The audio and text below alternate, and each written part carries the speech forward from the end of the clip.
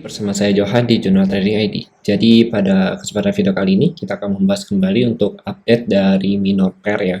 Jadi minor pair ini nantinya terdiri dari Euro CHF, GBP NZD dan juga Euro GBP nantinya gitu. Nah, kemudian untuk yang pertama kita akan bahas dulu mengenai Euro CHF.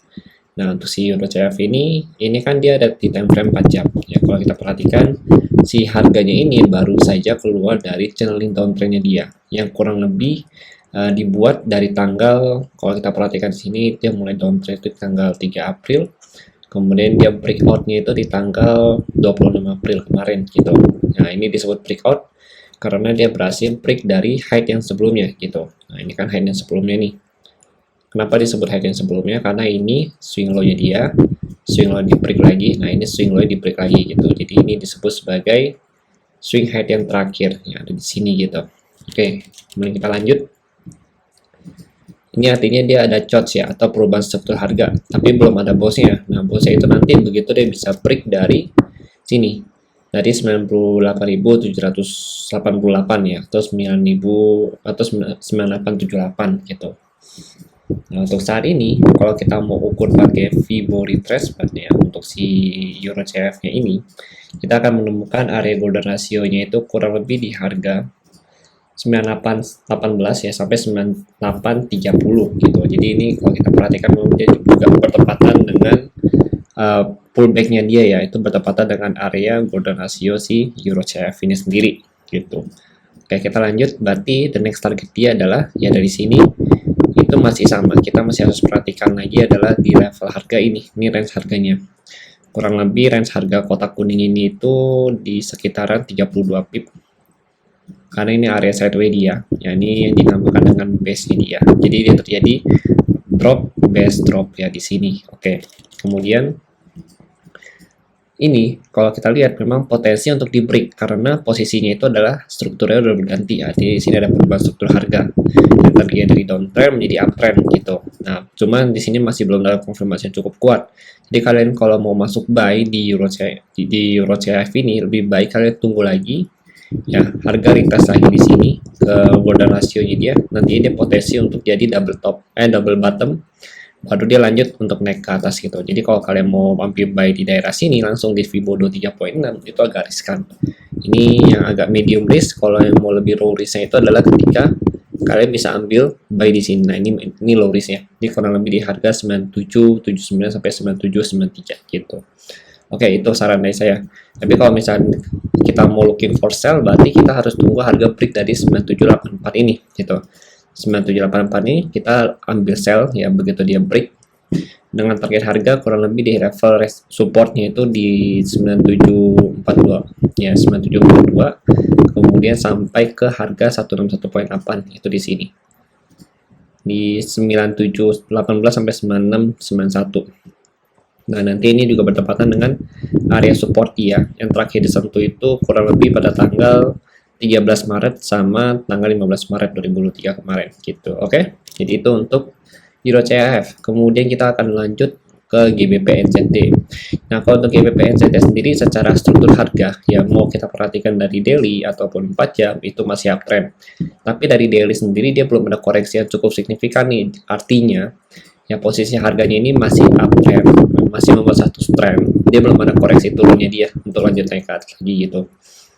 Nah, kalau kita perhatikan sih memang si GBP NZD ini sudah hampir mencapai titik pullbacknya dia ya, kurang lebih di level harga 4834 ya, 4834 di level ini. Yang terakhir itu disentuh pada tanggal 1 Februari dan 11 Februari 2022 kemarin, jadi tahun lalu ya.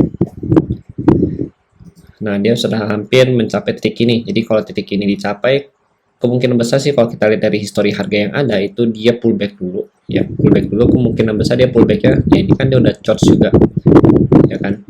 Nah, kemungkinan besar dia pullbacknya itu kalau kita perhatikan di sini adalah di level harga ya, kita ambil asumsi di sini ya, itu dapat di sini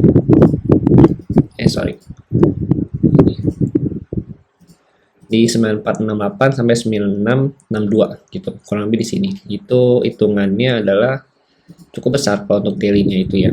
Di sini Kalau berdasarkan perhitungan daily itu sekitar 168 pip, tapi ini kita nggak usah pakai daily. Ya untuk entry jangan pakai daily gitu, kita turunin time frame-nya.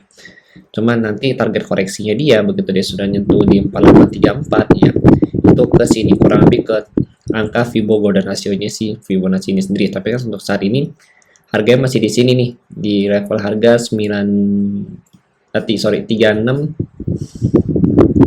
ya 3970 kurang lebih di sini untuk saat ini harganya gitu.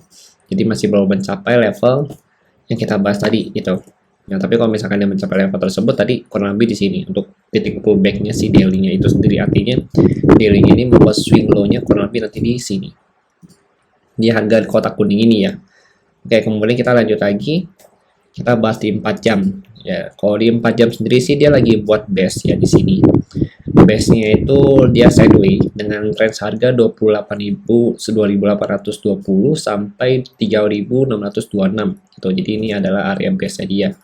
Belum ada pre direction karena untuk 4 jam itu lebih baik doji kalau kita perhatikan. Jadi untuk pre direction-nya better kita tunggu ya, kalau kalian mau entry sell better tunggu di area resisten kurang lebih di 3626 ya.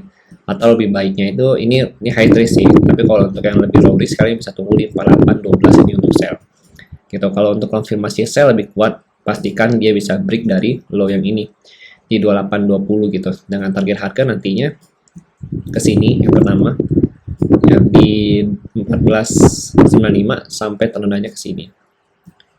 Jika ada support juga nih kalau kita lihat ya, kurang lebih di harga supportnya itu 99.815 gitu ya. Ini untuk target sellnya dia. Nah, ini sih kita masih mau cari sell kalau saya sendiri ya gitu. Tapi kalau untuk cari buy better kita tunggu dia break dari 4834 dengan target harga ke sini 7074 ya, oke. Nah, itu untuk GBP NZD. Kemudian ini untuk Euro GBP. Nah, Euro GBP kemarin kita ada bahas mengenai setup juga ya. Setup sell ya, memang kita bahas di situ di video yang sebelumnya ya. Jadi bagi kalian dapat, saya ucapkan selamat.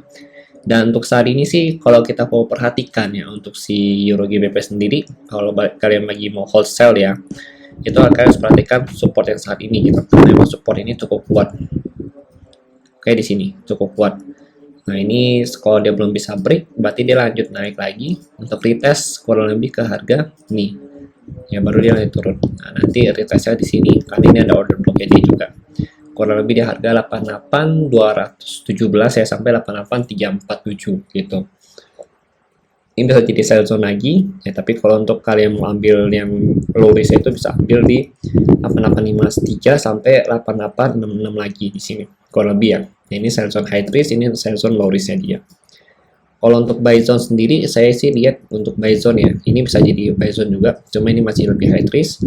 Dan kalau untuk low risk itu kita bisa ambil buy zone kurang lebih di harga 8738 ya di sini. Karena ini juga kalau kita perhatikan dia pullback beberapa kali, 15 Maret, 21 Maret, dan di 4 April gitu. Jadi ini masih menjadi area support yang cukup kuat untuk si Euro GBP sendiri. Oke. Itu sih yang ingin saya sampaikan mengenai minor pair. Nah, kemudian kalau untuk setup lagi yang saya lihat paling potensial itu si GBP NZD ini sih gitu. Ya, kalau kalian mau ngomong mengenai setup ya untuk si GBP NZD ini untuk buy zone yang high risk ya, kalian bisa take untuk ambil posisi kurang lebih ya. Oke, sebentar hilang kayaknya.